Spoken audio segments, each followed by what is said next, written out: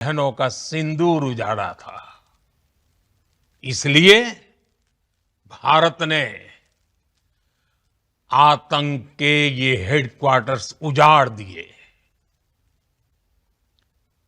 भारत के इन हमलों में 100 से अधिक खूंखार आतंकवादियों को मौत के घाट उतारा गया है। आतंक के बहुत सारे आका बीते 2.5-3 दशकों से खुलेआम पाकिस्तान में घूम रहे थे, जो भारत के खिलाफ साजिशें करते थे। उन्हें भारत ने एक झटके में खत्म कर दिया। साथियों, भारत की इस कार्रवाई से पाकिस्तान घोर निराशा में गिर गया था, हताशा में गिर गया था, बौखला गया था। और इसी बौखलाहट में उसने एक और दुस्साहस किया।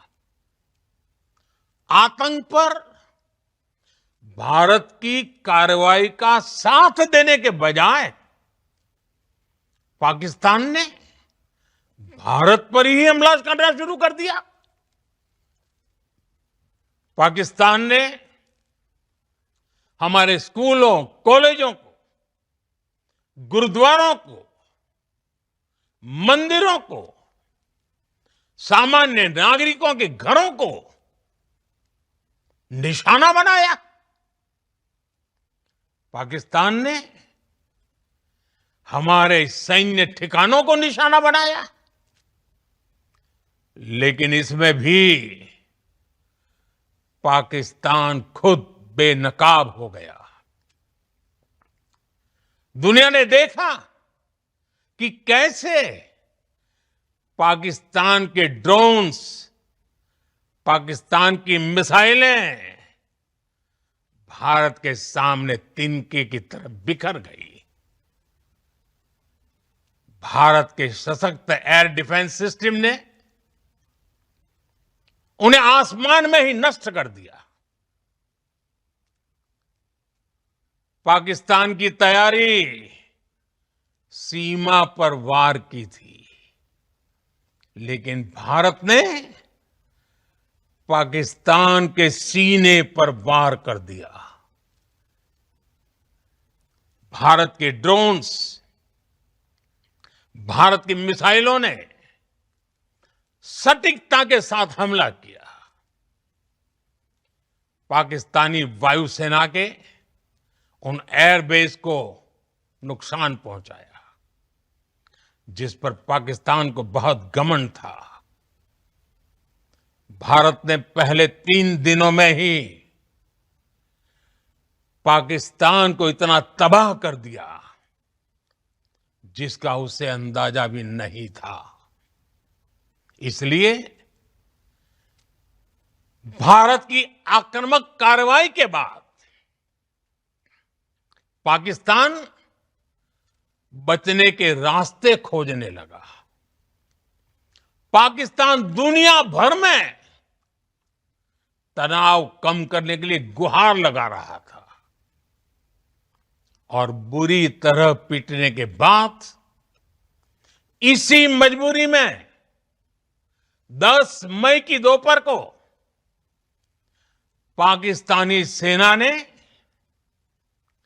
हमारे डीजीएमओ को संपर्क किया। तब तक हम आतंकवाद के इंफ्रास्ट्रक्चर को बड़े पैमाने पर तबाह कर चुके थे। आतंकियों को मौत के घाट उतार दिया गया था। पाकिस्तान के सीने में बसाए गए आतंक के अड्डों को हमने खंडहर बना दिया था। इसलिए जब पाकिस्तान की तरफ से गुहार लगाई गई, पाकिस्तान की तरफ से जब ये कहा गया कि उसकी ओर से आगे कोई आतंकी गतिविधि और सैन्य दुस्साहस नहीं दिखाया जाएगा, तो भारत ने भी उस पर विचार किया। और मैं फिर दोहरा रहा हूं, हमने पाकिस्तान के आतंकी और सैन्य ठिकानों पर अपनी जवाबी कार्रवाई को अभी सिर्फ स्थगित किया है। आने वाले दिनों में हम पाकिस्तान के हर कदम को इस कसौटी पर मापेंगे कि वो क्या रवैया अपनाता है। साथियों, भारत की तीनों सेनाएं, हमारी एयरफोर्स, हमारी आर्मी और हमारी नेवी, हमारी border security force BSF, Bharat के अर्धसैनिक बल लगातार अलर्ट पर है। सर्जिकल स्ट्राइक और एयर स्ट्राइक के बाद अब ऑपरेशन सिंदूर आतंक के खिलाफ भारत की नीति है। ऑपरेशन सिंदूर ने आतंक के खिलाफ लड़ाई में एक नई लकीर खींच दी है, एक नया पैमाना, न्यू नॉर्मल तय कर दिया है। पहला, भारत पर आतंकी हमला हुआ तो मुंह तोड़ जवाब दिया जाएगा। हम अपने तरीके से, अपनी शर्तों पर जवाब देकर रहेंगे। हर उस जगह जाकर कठोर कार्रवाई करेंगे जहां से आतंक की जड़ें निकलती हैं। दूसरा, कोई भी न्यूक्लियर ब्लैकमेल भारत नहीं सहेगा।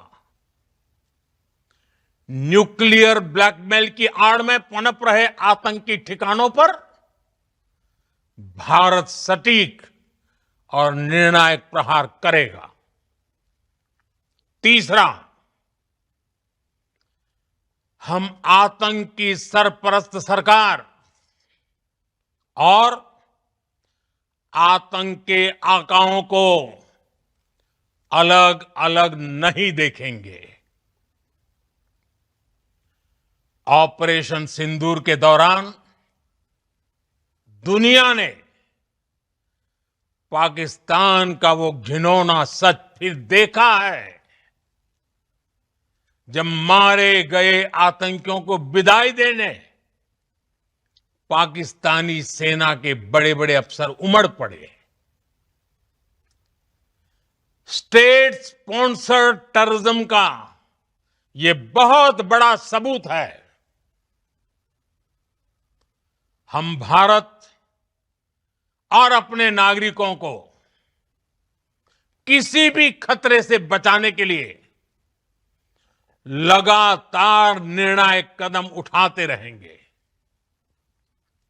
साथियों, युद्ध के मैदान पर हमने हर बार पाकिस्तान को धूल चटाई है और इस बार ऑपरेशन सिंदूर ने नया आयाम जोड़ा है। हमने रेगिस्तानों और पहाड़ों में अपनी क्षमता का शानदार प्रदर्शन किया और साथ ही न्यू एज वॉरफेयर में भी अपनी श्रेष्ठता सिद्ध की। इस ऑपरेशन के दौरान हमारे मेड इन इंडिया हथियारों की प्रामाणिकता सिद्ध हुई। आज दुनिया देख रही है 21वीं सदी के वॉरफेयर में made in India defence equipments, इसका समय आ चुका है। साथियों, हर प्रकार के आतंकवाद के खिलाफ हम सभी का एकजुट रहना, हमारी एकता हमारी सबसे बड़ी शक्ति है। निश्चित तौर पर ये युग युद्ध का नहीं है, लेकिन ये युग आतंकवाद का भी नहीं है। टेररिज्म के खिलाफ जीरो टॉलरेंस, ये एक बेहतर दुनिया की गारंटी है। साथियों, पाकिस्तानी फौज, पाकिस्तान की सरकार जिस तरह आतंकवाद को खाद पानी दे रहे हैं, वो एक दिन पाकिस्तान को ही समाप्त कर देगा। पाकिस्तान को अगर बचना है तो उसे अपने टेरर इंफ्रास्ट्रक्चर का सफाया करना ही होगा। इसके अलावा शांति का कोई रास्ता नहीं है। भारत का मत एकदम स्पष्ट है। टेरर और टॉक एक साथ नहीं हो सकते। टेरर और ट्रेड एक साथ नहीं चल सकते, और पानी और खून भी एक साथ नहीं बह सकता। मैं आज विश्व समुदाय को भी कहूंगा, हमारी घोषित नीति रही है, अगर पाकिस्तान से बात होगी तो टेररिज्म पर ही होगी। अगर पाकिस्तान से बात होगी तो पाक ऑक्युपाइड कश्मीर, पीओके, उस पर ही होगी। प्रिय देशवासियों, आज बुद्ध पूर्णिमा है। भगवान बुद्ध ने हमें शांति का रास्ता दिखाया है। शांति का मार्ग भी शक्ति से होकर जाता है। मानवता शांति और समृद्धि की तरफ बढ़े, हर भारतीय शांति से जी सके,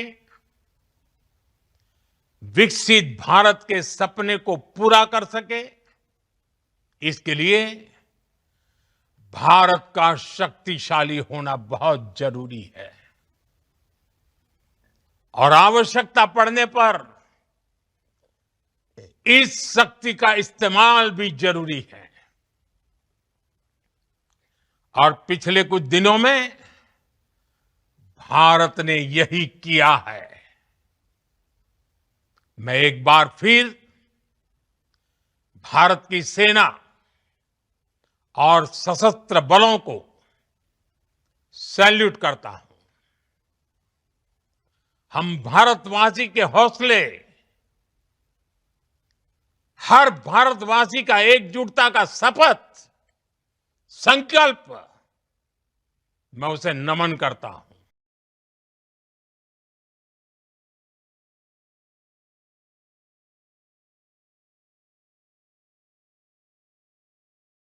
ಹೆಚ್ಚಿನ ವಿಡಿಯೋಗಳಿಗೆ ಪ್ರತಿಧ್ವನಿ ಯೂಟ್ಯೂಬ್ ಚಾನೆಲ್ ಸಬ್ಸ್ಕ್ರೈಬ್ ಮಾಡಿ, ಬೆಲ್ ಐಕಾನ್ ಕ್ಲಿಕ್ ಮಾಡಿ.